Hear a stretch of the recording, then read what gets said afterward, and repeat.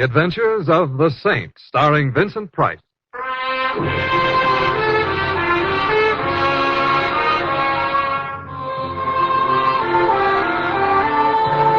The Saint, based on characters created by Leslie Charteris and known to millions from books, magazines, and motion pictures. The Robin Hood of modern crime now comes transcribed to radio, starring Hollywood's brilliant and talented actor Vincent Price as the Saint. You know something, Simon, darling? Some things, Anne. Among them the fact that you're a very disturbing person. Perhaps that's my answer, then. Answer to what, may I ask? Why you phoned me the moment I returned from Bermuda. I've been wondering why you're going to ply me with a football game, a dinner, and a play. Oh, why not just relax and enjoy it? I'd like to. Particularly when I remember that last evening we spent together in Bermuda. Before you had to fly back to the States on some nasty murder business or other. Yes, that was quite an evening, wasn't it? Quite. You know, you're very beautiful. I've always enjoyed your thinking so, Simon. Well, inasmuch as I have a tremendous distaste for murder interfering with moonlight, I now intend to take up where we left off. At a football game? Oh, well, it'll be a good game. As a matter of fact, it had better be. The trouble I had digging up tickets for it. Well, here we are, Anne. My, how things have changed since I was in Bermuda. Imagine they're now holding football games in cigar stores instead of stadiums. This happens to be Tony Cartago's little establishment. There's an office inside where Tony conducts his main business, which consists of handling bets and scalping tickets. Oh, you do know the loveliest people, Simon. For which you should offer thanks. We couldn't get any seats to today's game otherwise. Tony has a couple for us. Oh! Well, didn't your mother ever tell you that it's not polite to go running into people that way? I'm terribly sorry. I didn't see you. My apologies. Not bad. Nice manners, too. I wonder why she came tearing out of Tony's that way. Well, if you're interested, Tony can probably tell you. I wonder where I've seen that girl before. Oh, in some harpy's huddle, I imagine. Oh. Come on, let's go in. Ooh, someplace. I bet you couldn't buy cigars in here for love or money. Well, I'm not sucker enough to lay odds against that. The real business is conducted right in here. Hiya, Tony. I want you to meet... Simon. You better stand back, Anne. My old grandmother would often say, yikes. Yes, I see. He's been shot, hasn't he? I'm afraid so. He's still alive, though. Hey, Tony. Tony, who did it? Can you hear me, Tony? Who gunned you? No, I didn't. Duke, he knows. It's me, Tony. Templar. Who shot you? Don't know. Burns effect. Printer.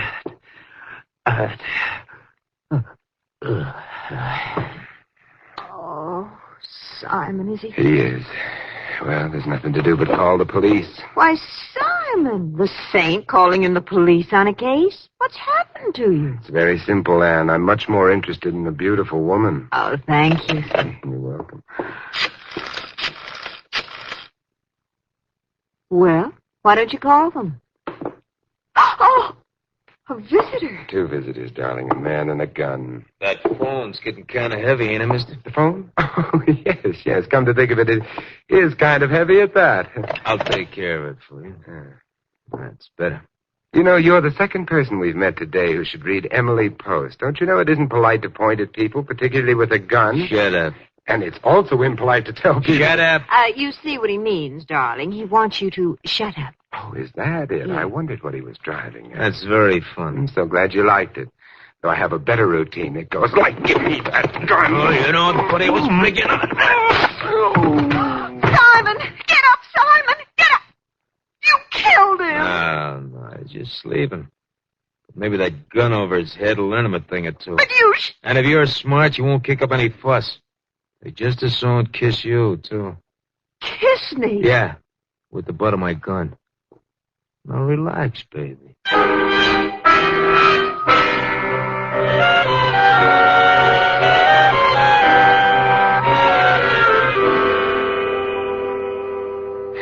Simon, wake up, Simon, wake up. Oh, come on, Simon, wake up. Let's leave a later call. Oh, Simon. All right, Ann.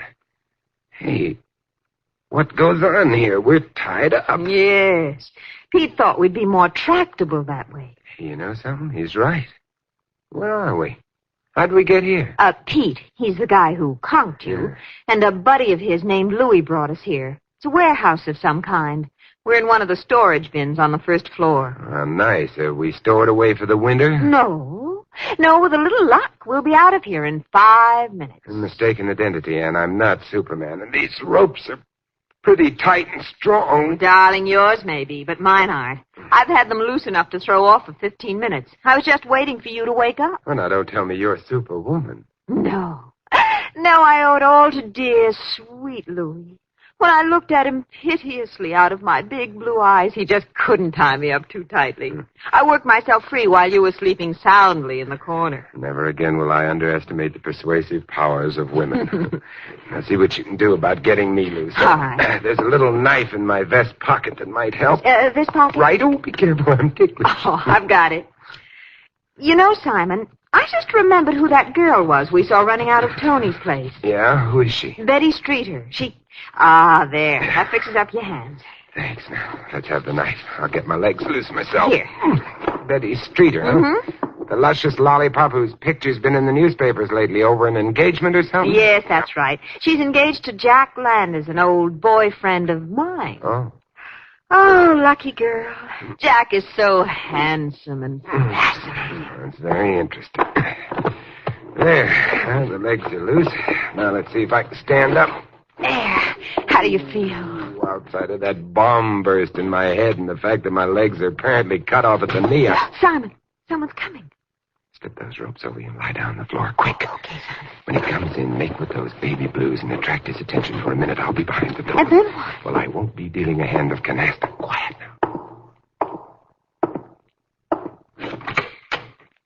Well, hello, Petey. How do you feel? Fine, baby, fine. Just come back to... Hey, the boyfriend, where is he? Here I am, Pete, with a peachy keen. Aha! Now that's what I call more like it. Come on, on your feet. Yes. I'd better pick up Pete's pop gun. Now, let's get out of here. Now, that's the first sensible thing you've said today. Let's... What's that noise, Simon? I don't know, but it sounds like my head feels. There's no time to delve into strange noises now, my sweet. Come on, let's go quietly. You know, I wonder if Louis, the other mug, is hanging around. No. After Pete searched you and didn't find anything, I heard him say he was going to report to the boss. I guess he's still reporting, then. The place seems deserted. Oh, look, there's the front door. Let's head for it.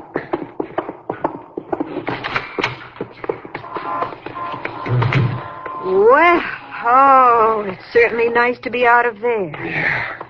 Hey, what was the name of that girl again, Ann? Girl? Oh, Betty Streeter. Why? Look at the sign on this building. Sign? Simon, it says Streeter's Warehouse. Yeah, that's what it says, doesn't it? Come on, Ann, let's find out what this is all about. Simon, darling, I thought you were going to call the police. Ann, darling, that was before Petey hit me over the head with his gun barrel. Oh, I was afraid of that. Okay, what's our first stop? First, we find ourselves a nice telephone directory May I ask why? to find out what street the Streeters live on.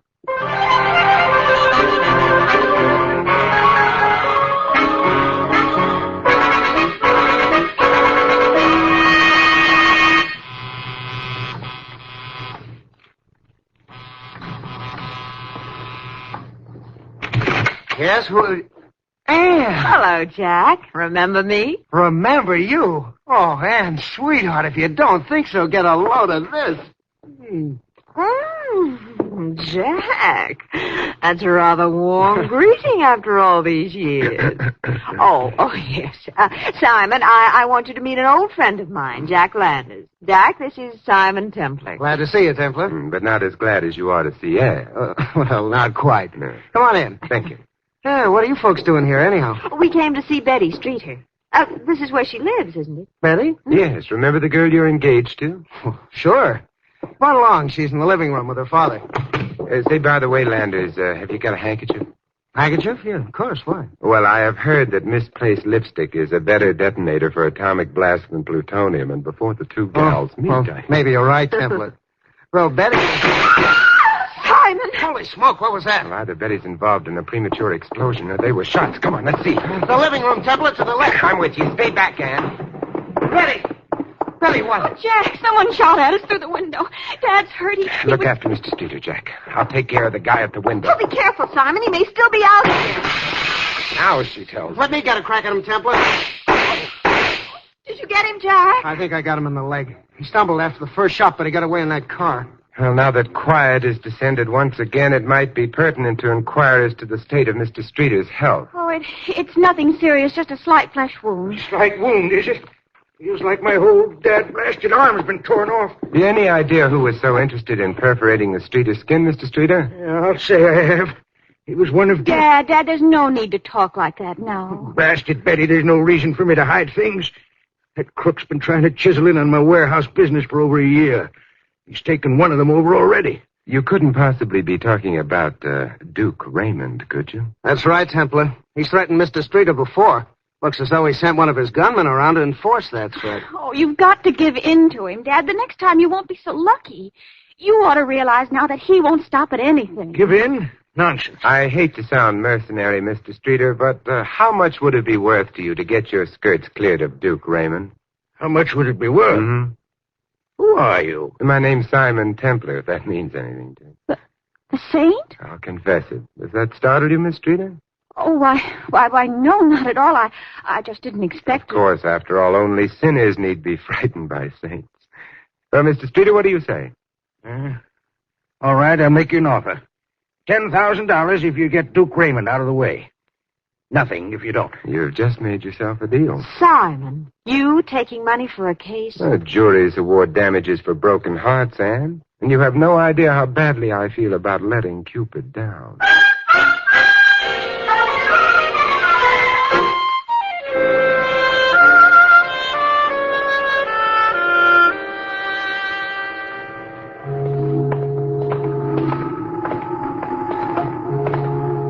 Well, Miss Morley, this is our famous riverfront. How do you like it? I don't. Now, there's the spot we're heading for. Do you see it? Well, I see some speedboats moored at a dock, if that's what you're talking about. Mm-hmm. Any particular reason for coming here? The usual reason. We're going for a little boat ride.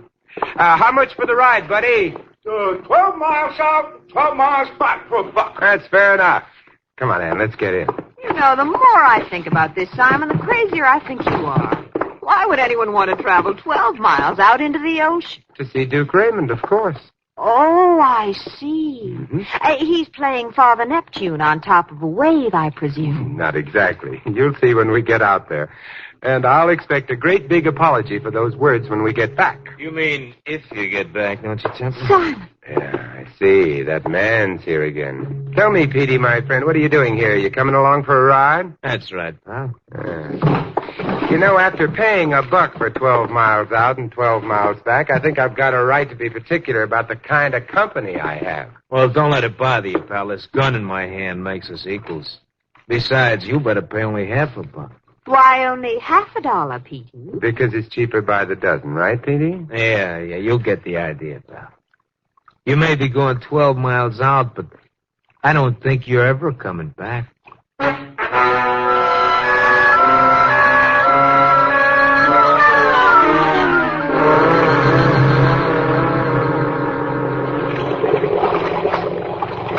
You know, Pete, this ride hasn't been very comfortable so far. That gun sticking in my back irritates. Yeah.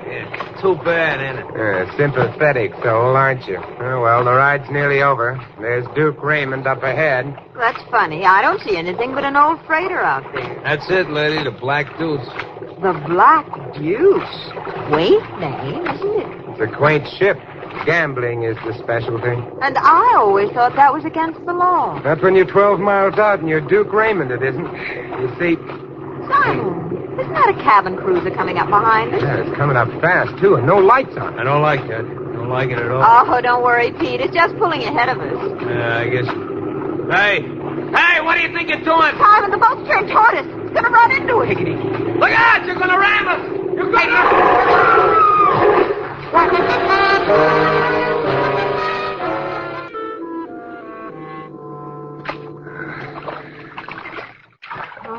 How you doing, Ann? Oh, all right. So far. But not much farther. Just a couple of more strokes will do it. Keep it up. Atta girl. Just 2 more now. There. Phew. Oh, I thought we'd never get here. Must have been telepathy. Oh. Wait a minute. I'll climb on board. Okay, now that does it. Okay, now give me your hand. Okay, Simon. Easy does it. Easy. Well, quite an experience, I'd say. Where are we? We're in a speedboat moored to the Black Deuce. Which reminds me it's time to go to work. Oh, you're not actually going aboard that ship, are you? That was my original intention, wasn't it? Besides, Pete and his boyfriend will drown if I don't get help out to Oh, him. and you've got to earn that $10,000. As I know. Yeah, right as usual, Angel. Now listen closely. Do you know how to run a speedboat? Yes, I do. Why? Well, I've got a funny idea you're going to have to run one in a very few minutes.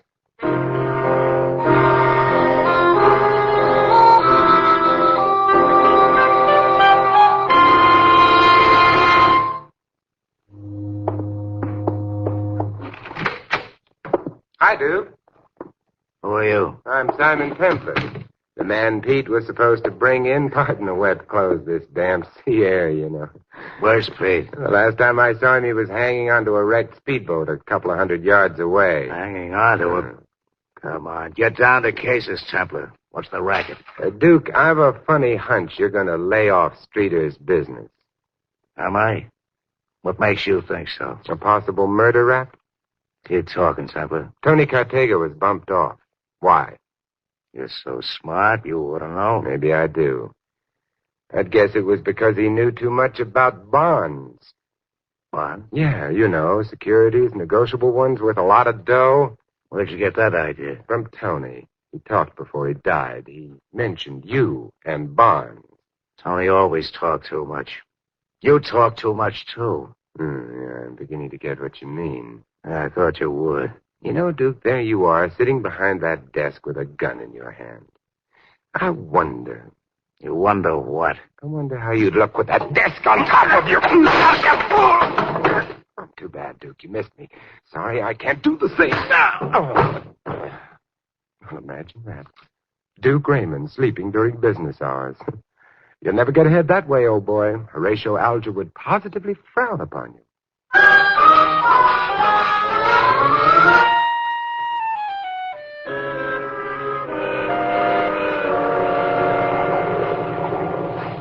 Nice going, Anne. Thank you kindly for picking me up out of the water. If I'd known what was going to happen, I wouldn't have. When I saw you dive off that rail and all those people started shooting at Oh, just a necessary unpleasantness, my sweet. I had to get some information from Duke about bonds. Bonds? You going to play the market? Right now I'm playing the field. There's a murderer in it. And I'm going to start at Mr. Streeter's warehouse.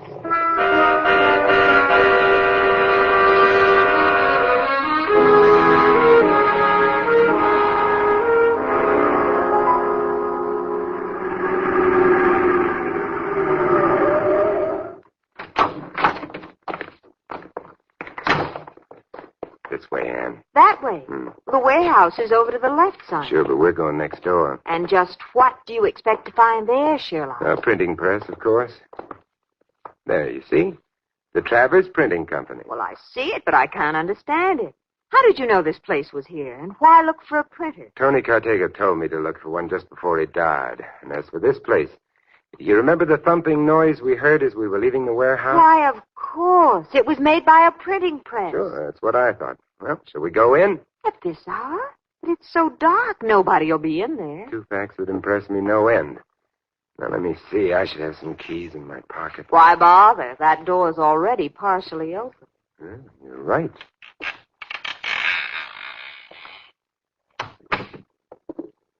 Oh, this is black as pitch in here.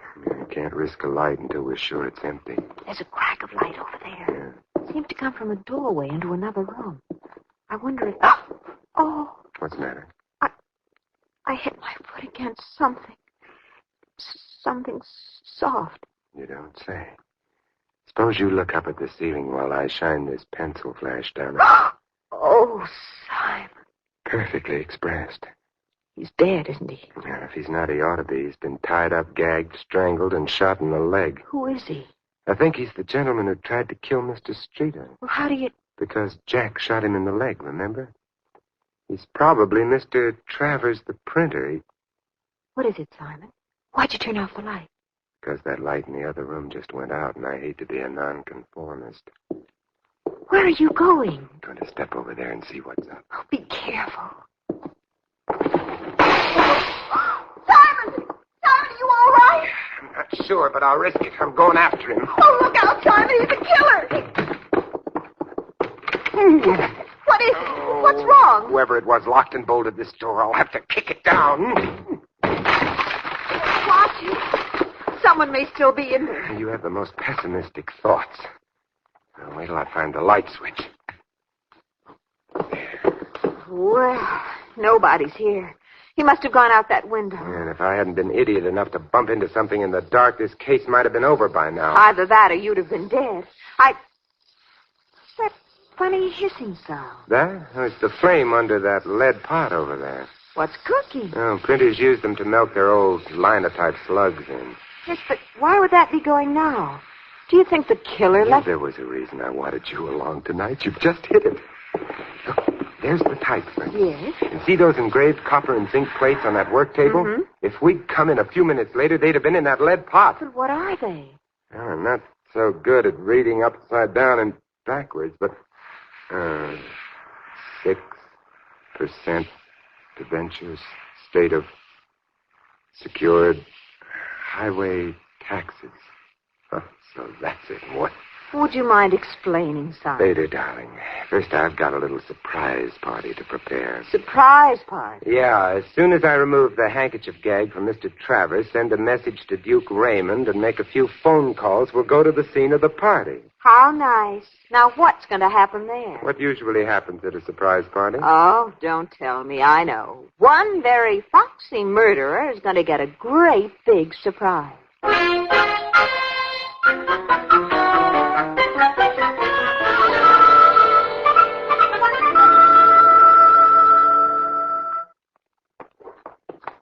So the surprise party is going to be at Tony Cartego's place. Right you are, Ann. There it is now. What's going to happen, Simon? All I know is that you called a lot of people in a disguised voice and told them something about Bonds and Tony's. Why? Well, if you'll look inside the cigar store, what do you see? Well, there's a light inside. Correct. And that must mean one of the guests has arrived. Look quiet as we go in. I want to see if that's an early bird or a worm.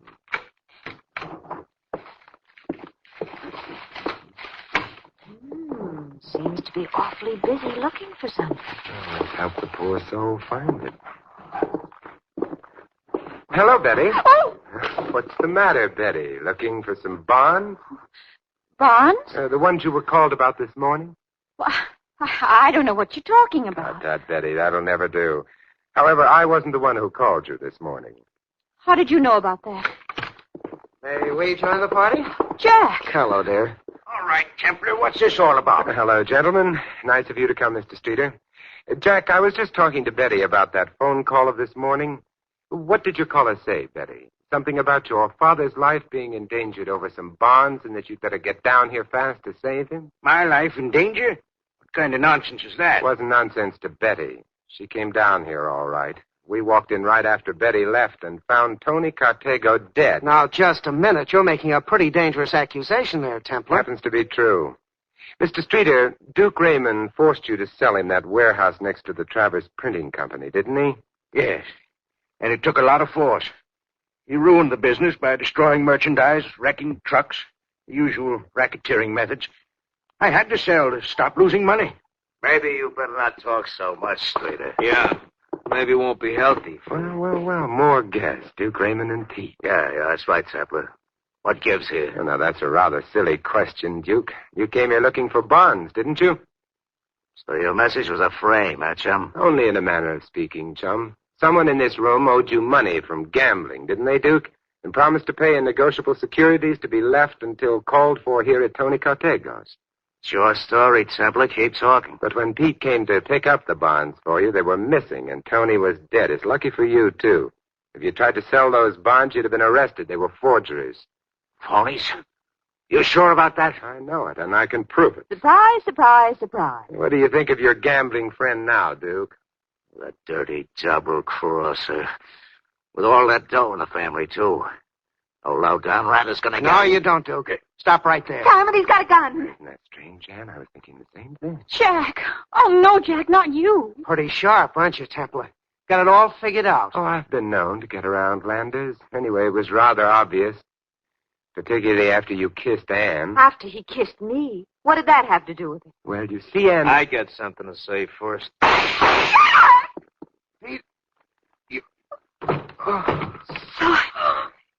He's dead. Yes, good old Pete. He never misses. There, my dear. Thanks for keeping him busy while I went for my gun, Templar. Oh, think nothing of it, Pete. And to show my appreciation... Here! What? What's the big idea, Now, Duke, let's not be hasty, shall we? I've got a gun, too, the one I borrowed from you aboard your ship. Get on the phone, Ann. Call the police. You bet, Simon, right away. As for you, Mr. Streeter, get out your checkbook. The amount is $10,000 payable to your favorite charity. Your friend Duke Raymond won't bother you again for a long, long time.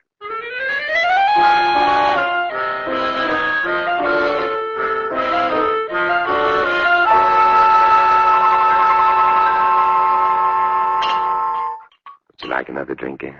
No, thank you, Simon. I suppose I should thank you for a lovely day. It had its points, but the football game might have been more exciting. I doubt it. But I still need some answers. But don't you see, Ann? Jack was terrified when he couldn't pay Duke the huge gambling debt he owed him. So he hit on the idea of forging bonds. He had Travers print them. But I still don't understand why he killed Travers. He had to make sure that Travers wouldn't talk. So when Jack went to the print shop to destroy the evidence of the forged plates, he destroyed Travers, too. Yes, but why was Tony killed? Tony held the bonds for Duke. But when he discovered they were forged, he called the Streeter home. Yes. Betty got the message and hurried down to see what it was all about. She thought Tony was talking about her father. And Jack was there, overheard the conversation, and beat her to Tony. Right. And he tried to kill us with a cruiser to stop us from getting Duke's story. Mm-hmm.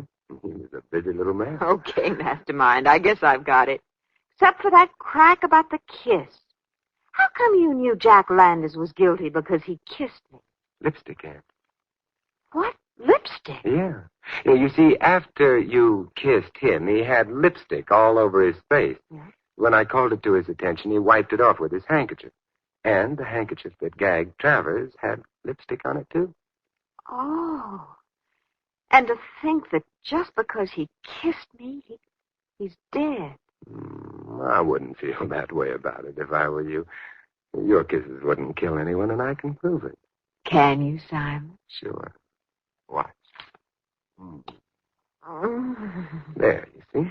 I guess you're right. Oh, please don't agree so quickly, Ann. Why not? I'm seriously considering making a lifetime work out of proving it.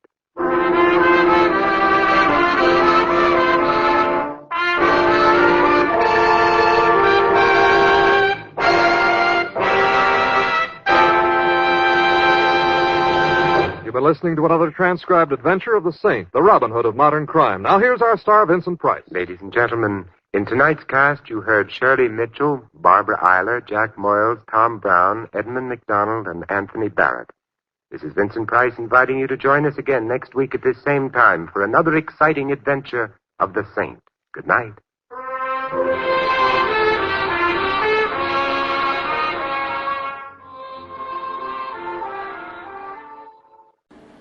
Would you like a shout out? Leave a comment in the section below. Tell me who you want to shout out to, who you want to shout out from, and we'll get it up here for you. Hey, thanks for watching this video. Please like and subscribe. That way you won't miss any. We got a lot more of these. Check out our playlist. Also, check out the description below, and we will see you next time.